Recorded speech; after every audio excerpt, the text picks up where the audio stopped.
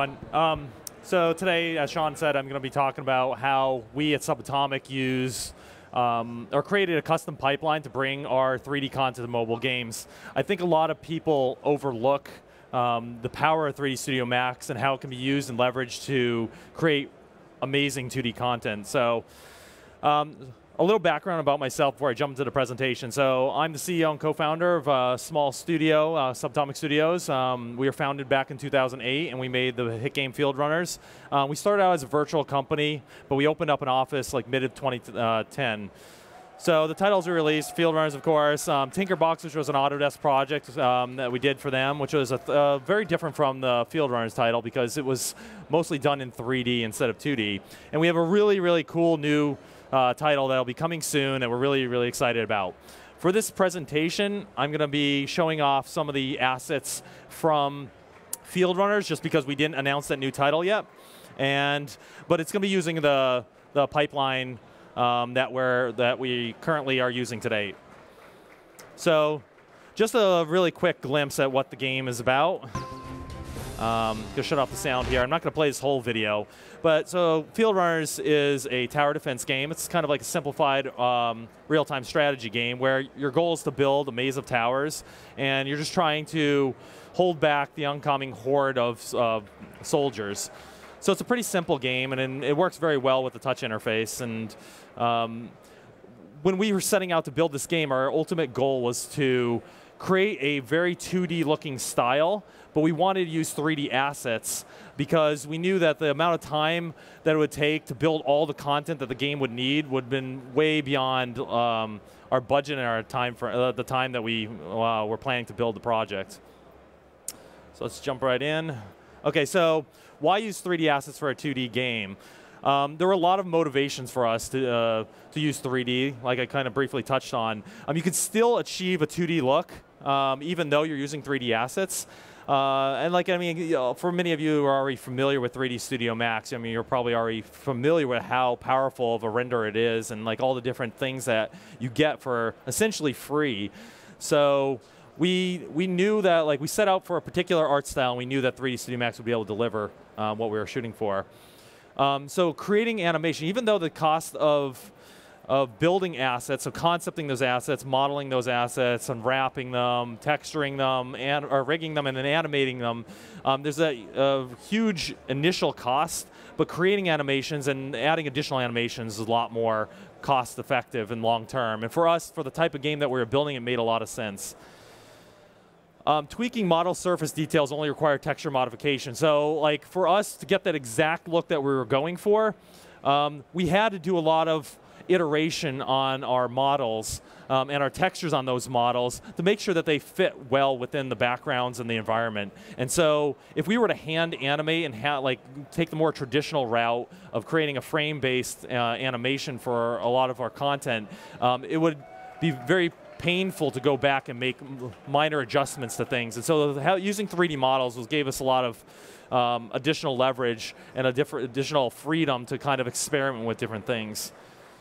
3D models are more reusable than 2D images. As you know, like once you build a 3D model, you can use that 3D model in a lot of different ways. You can take that 3D model and put it in a bunch of different situations. I mean, after you've already put in and invested all that initial overhead of building the model, you can reuse it in a lot of creative ways.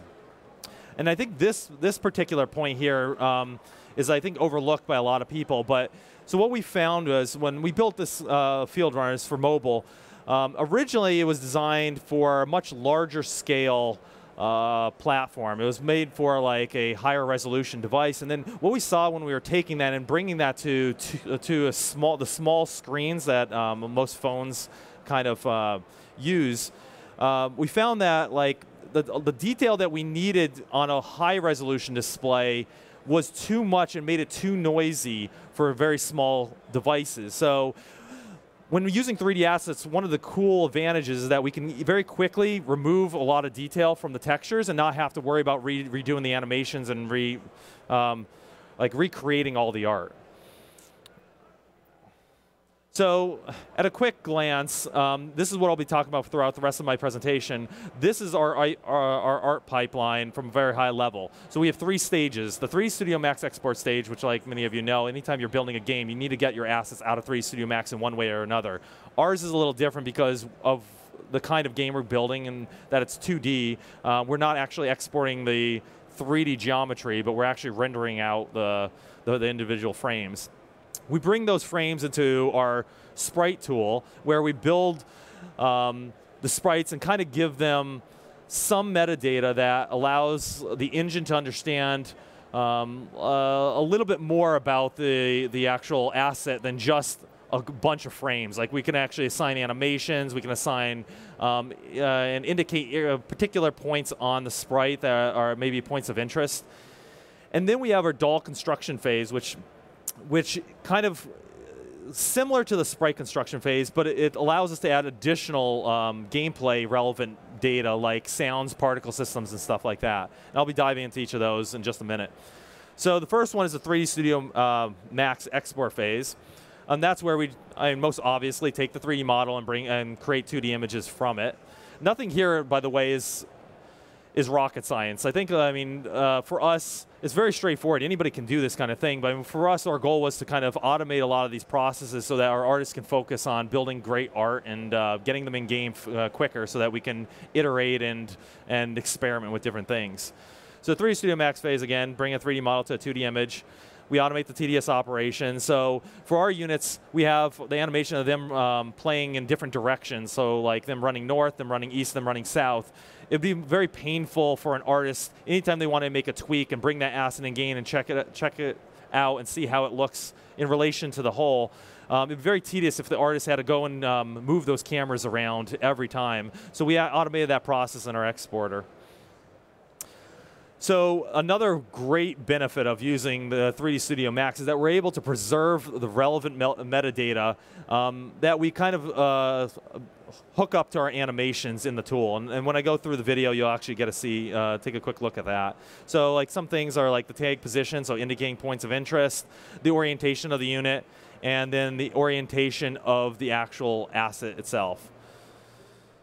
So the second stage is the Sprite Construction phase, and this is where we actually trim the fat. And like this is very important because for when you're working with mobile, there's a very limited amount of memory, especially when you're trying to target lower-end mobile devices, less powered devices, and ones that are kind of like a little older than like older generation. So this is where we pack in the data as tight as we possibly can pack it. And this is where we also kind of convert it into a format that is very optimized for the hardware that we're shooting for. So we build our texture atlases so that we can kind of compact this stuff in as best as we can. We restrict the textures to powers of 2 because that's what most hardware expects. And again, we associate the metadata as I mentioned briefly. And then the last stage, the doll construction phase, this is where we can bring multiple sprites together. And this is actually very powerful. And we found that like this is something we've just added recently, and something we found can be extremely useful for, again, saving a lot of memory and making things very alive, breathing a lot more life into them. So an example would be like a pickup truck carrying multiple soldiers. So the pickup truck, because a pickup truck is fairly large, it can, if we were to have a very elaborate animation, the amount of frames required to make that look really animated would be a lot. And then on top of that, if we want to add soldiers, say like when the truck is driving and they're like hitting bumps on the road, having their heads bob, and then kind of like look around the place, that would be an extreme amount of memory, way more than a lot of mobile devices can provide. So by using this doll system, we're able to join a lot of these sprites, and so that we can compact the data even tighter. And then, like I already mentioned, we can assign additional metadata such as particles and sound. So let's just jump in now. Like most of this, the rest of the presentation will be in video. So this is the 3D Studio Max view of our little optimistic field runner, and I'll play the simple run animation. And you'll see here, I'm going to jump into wireframe mode, and you'll actually see the little metadata that I was referring to before. So right here, I have one of the transforms selected in the and the torso of the field runner. And as you'll notice, that little transform animates with the unit, unlike some of the other ones, like the one down here, which actually remains stationary. And that'll become important once we start taking a look at the export process and how we actually use that data in game. So now I'm going to jump in and open up the exporter in just a second.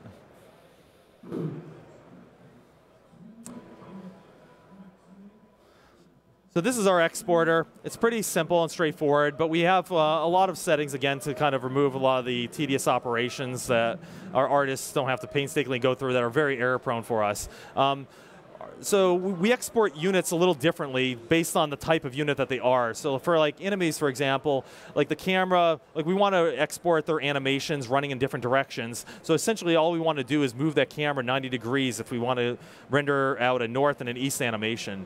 But for towers, for example, in the game, there are components of the towers which remain stationary and other components which actually transform. So like the top of the turret, like the actual turret itself on the tower, that would rotate, but the actual base that it's attached to remains stationary. So the export process to us is a little different. So we have specific settings that kind of are bound to each of these.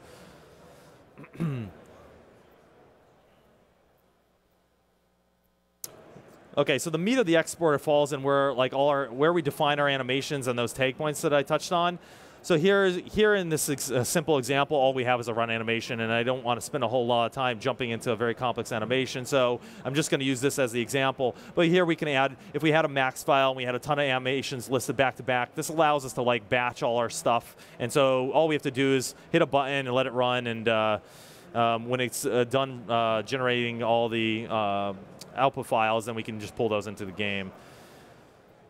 So on the animation itself, we define the certain in frames, whether or not the animation is mirrored. And this is actually a very big thing for us. When we build assets for our games, we try to make sure that most of the assets are symmetrical. That way we can almost cut the amount of memory down to half of what it was before. So because in this case, the little field runner is completely symmetrical, we don't need to render out animation of him running west. We only need to do north, east, and south. The export supports all different orientations. So like for some older devices that don't have a lot of memory, we are able to cut back the amount of orientations. But on like higher end devices like iPads and even especially the new iPad, we're able to render out like many more frames of animation, which allows the animation to look a lot smoother on the device. The layers option allows us to kind of bring in, in the max file, we have a bunch of different layers, and we can tell which ones we want to hide and show for this particular animation and this particular asset. And sometimes there's cases where we only want to render certain layers to just see how they look in game, mostly for debug stuff. And here's the tag point dialog that allows us to define which tag points we want to track in our data, so that in Engine we can refer to these and then do whatever we like with them, whether it is to play a sound effect, spawn particles, or to, like in the example right here on the right, we have the health bar, so we can actually tie that up. The engine knows to look for that tag, and it's able to properly position that health bar. We can add new tags and assign them to different transforms that are in 3D Studio Max. We can just create them very easily and give them a name, and then the engine references that name, that tag by name. And then the final dialog is the actual export dialog, which has a bunch of debug controls for us.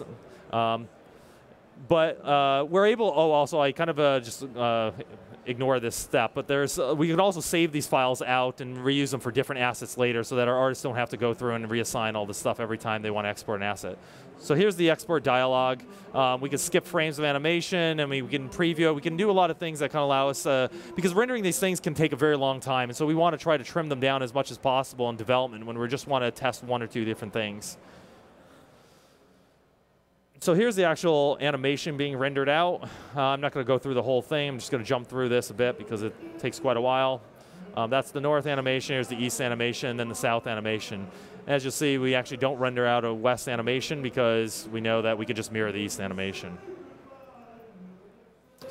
So here's what it looks like after we're all done. It generates a ton of files, and it names them in such a way that the engine can parse and assemble a sprite from them without having to require more interaction from the artist. We also dump out a bunch of the metadata in an XML format. Here's what one of the metadata files looks like. I mean, it contains all the stuff in very easy to read format. We have the tag name, the transform that it matches up to in 3D Studio Max, and then the projected X and Y coordinates, as well as its 3D rotation, which we maintain because we may actually want to, even though the game is in 2D, it is in the 3D world, and we can spawn and spew particle systems at any particular orientation. Say we have an attack tag that's in the center of the unit's torso. We can orient that so that it's perpendicular to the surface of his torso, so that if he gets hit, we can spew blood, for example, in that direction. Now here's the second stage. This is all the tools that we built in-house that we use to kind of bring in that data from 3D Studio Max and parse it in a format that's friendly to us. So we could create the sprites directly from hand, or we can just bring it in the folder that it just dumped out in 3D Studio. And as you can see, it's parsing those files by name and assembling them in a way that it understands. And if you look over here on the left, on the preview window, there's all the tag data and the projected 2D tag positions and orientations. The 3 animations that we just exported, again, noting that there is no West animation.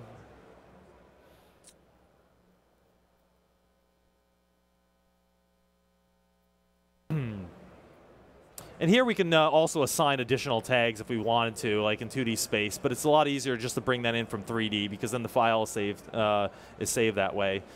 We give our little sprite a name, and we're able to run through the export phase.